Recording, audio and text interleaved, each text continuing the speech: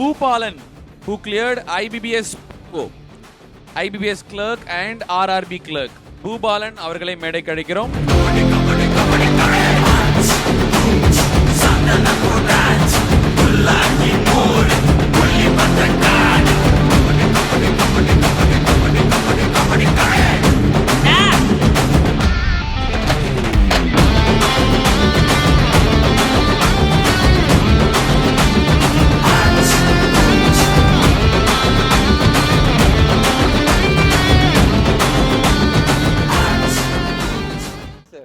சொல்லுங்க பூபாலன்.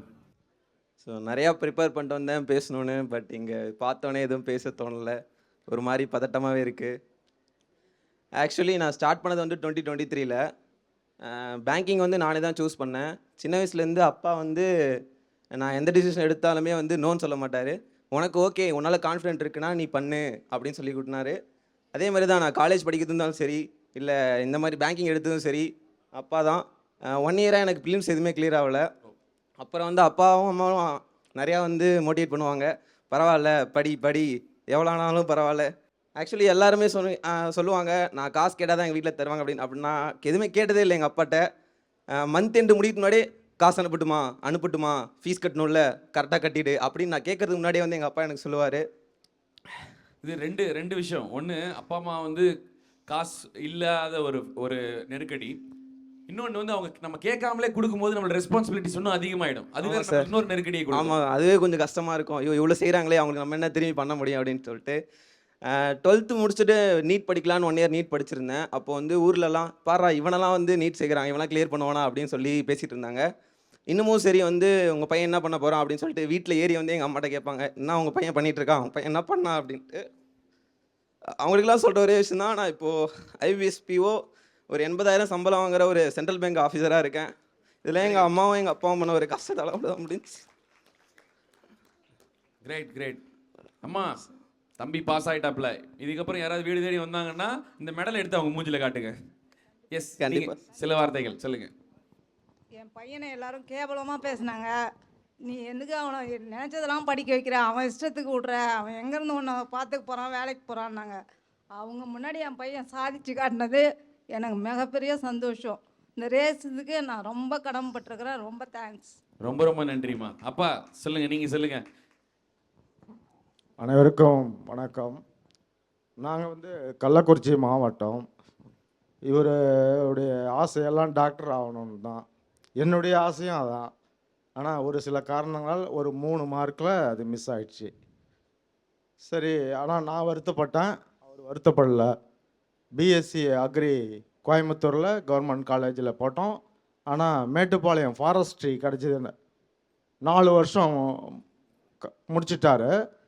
வீட்டுக்கு வந்து ஒரு வாரம் இருந்தாங்க.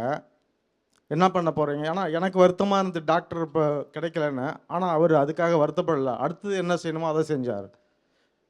சரி ரைட்டு, நான் வந்து எம்எஸ்சி படிக்க சொன்னேன். அவர் முடியாத, நான் பேங்க்குக்கு படிக்கிறேன் அப்படின்னா நான் ஒன்றுமே சொல்ல, இனிமேல் உன் விருப்பம், எது படித்தாலும் படி அப்படின்னு சொன்னார். சரி, ஒரு 3-4 நாள் படிச்சது. சரி, பேங்க்னால் எங்கே சேர்க்கலாம் அப்படின்னு நினைக்கும்போது சென்னை குன்றத்தூரில் பிவி எனக்கு ஞாபகம் வந்தது. அங்கே வந்து அட்மிஷன் போட்டு சரண் சார் இருந்தார். ரொம்ப நன்றிங்க சார். அப்போ நீங்கள் பிவிக்கு போயிருக்கீங்களா? நான் அட்மிஷன் பண்ணும்போது போனேன், அதுக்கப்புறம் இன்றைக்கி தான் வரேன். அந்த சூழல் எப்படி இருக்குது? அது எப்படிப்பட்ட ரொம்ப படிக்கணும்னா அது மாதிரி ஒரு பிவியில் படிக்கணும். வெரி நல்லா இருக்கு, ரொம்ப சந்தோஷம். நல்ல ஒரு படிப்பதற்கு ஏற்ற மாதிரி ஒரு இது. சரண் சார் நீங்கள் விட்டுட்டு போங்க, நான் பார்த்துக்கிறேன்னாரு. அது நல்லா பார்த்துக்கிட்டாரு. நான் அதுக்கப்புறம் இன்றைக்கி தான் சென்னைக்கே வரேன். நான் வந்து தமிழ்நாடு கோஆபரேட்டிவ் பேங்க்கில் ஒரு கிளர்க்காக வேலை பார்க்குறேன். ஓகே, இன்னைக்கு தம்பி வந்து அசிஸ்டன்ட் மேனேஜராக இருக்காரு. சூப்பர். ஆனால் எங்கள் பையன் இங்கே வந்து நிற்கிறான்னா அதுக்கு காரணம் யார்? நாங்கள் கிடையாது, நீங்கள் தான். வராண்டா ரேஸ். ரொம்ப நன்றிங்க சார். ரொம்ப நன்றி sir. All the very best brother. Sir, ஒரு விஷயம் சொல்லணும். ஆக்சுவலி நிறைய பேர் சொல்லுவாங்க ரேஸில் வந்து அட்மிஷன் போட்டாலே உங்கள் நேம்லாம் போட்டுருவாங்க அப்படின்னு. சத்தியமாக அப்படிலாம் இல்லை. ஒரு வீடு கட்டுறதுக்கு வந்து ஒரு பேஸ்மெண்ட் கண்டிப்பாக தேவை. நான் அடித்து சொல்கிறேன், பிவிக்கு போனதால தான் நான் கிளியர் பண்ணியிருக்கேன். எனக்கு வந்து பேசிக்ஸ் வந்து ஒன்றுமே தெரியாமல் தான் போனேன். Daisy ma'am, Satish sir, Saravanan sir 3 பேருமே தான் எனக்கு வந்து இவ்வளோ தூரம் பில்ட் பண்ணியிருக்காங்க. நான் உங்கள்கிட்ட சொல்கிறேன், பிவிக்கு நீங்கள் போனீங்கன்னா கண்டிப்பாக உங்களால் கிளியர் பண்ண முடியும். அவங்க சொல்லித்தராதெல்லாம் ஒரு விஷயம். அங்கே போனீங்கன்னா உங்களால் படிக்க முடியும். என்விரான்மெண்ட் வந்து அவ்வளோ சூப்பராக இருக்கும். மற்றவங்க படிக்கிறத பார்த்து நீங்கள் படிக்க முடியும். ஆக்சுவலி நான் வந்து ரொம்ப இந்த 12 மணி வரைக்கும் படிச்சுட்டு காலைல 4 மணிக்கு எஞ்சி படித்து அந்த மாதிரி ஸ்டூடெண்ட்லாம் கிடையாது. 9 மணிக்கு படுத்துருவேன். காலையில் வந்து நான் எங்கள் ரூம் வந்து 1 and 2. என் ரூம் பாய்ஸ்க்கு நான் ரொம்ப இது பண்ணுறேன். ஏன்னா வந்து படிக்கிறதுக்கு வந்து என் கூட ஜாலியாகவும் இருப்பானுங்க, படிக்கிறதும் என் கூட கரெக்டாக வந்துடுவானுங்க. காலையில் 6 மணிக்கு வந்து என்ன சரண் சார் தான் எழுப்புவார் ரூமில் வந்து.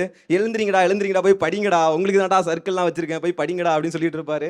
சார் எழுந்துடுறான்னு சொல்லிட்டு 5 நிமிஷத்தில் அவர் போனதுக்கப்புறம் இப்படி இருந்தாலும் திரும்பி தூங்கிடுவோம். திரும்ப இன்னொரு டைம் வந்து எழுப்புவார். ஆனால் அவர் இப்படிலாம் பண்ணணும்னு அவசியமே கிடையாது. இந்த மாதிரிலாம் அவர் பண்ணனால தான் பிவிலேருந்து நிறையா சக்ஸஸ் அவர் வந்து கொடுத்துருக்காரு. ரொம்ப தேங்க்ஸ் சரண் சார். Thank you so much. நான் வந்து என்னோட ஃப்ரெண்ட்ஸ் என் கூட சேர்ந்து படித்தாங்க சார். அவங்களும் கிளியர் பண்ணியிருக்காங்க. அவங்க கூட இந்த ஸ்டேஜ் நான் அவங்களும் மெடல் வாங்கினா எனக்கு கொஞ்சம் சந்தோஷமாக இருக்கும் சார். கண்டிப்பாக பிரசன்னா அண்ட் சிபி. பிரசன்னா அண்ட் சிபி அவர்களை மேடைக்கு அழைக்கிறோம். அவங்களோட கைத்தட்டலோட நம்ம மேடைக்கு அழைக்கலாம்.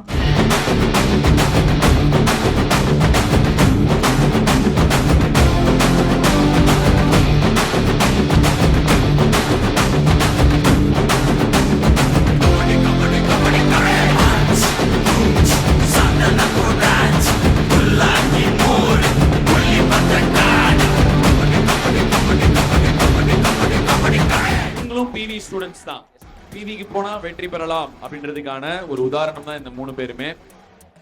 கிட்டத்தட்ட ஒரு 70%, if I'm not wrong, correct me if I'm wrong, 70 to 80% of students who joined in PV is successfully cleared the bank exam. So இப்போ இந்த 3 மாணவர்களையும் ஃப்ரெண்ட்ஸ் ஒரு ரேம்ப் வாக், எஸ் ப்ளீஸ், ஒரு ரேம்ப் வாக் ப்ளீஸ் மைக்.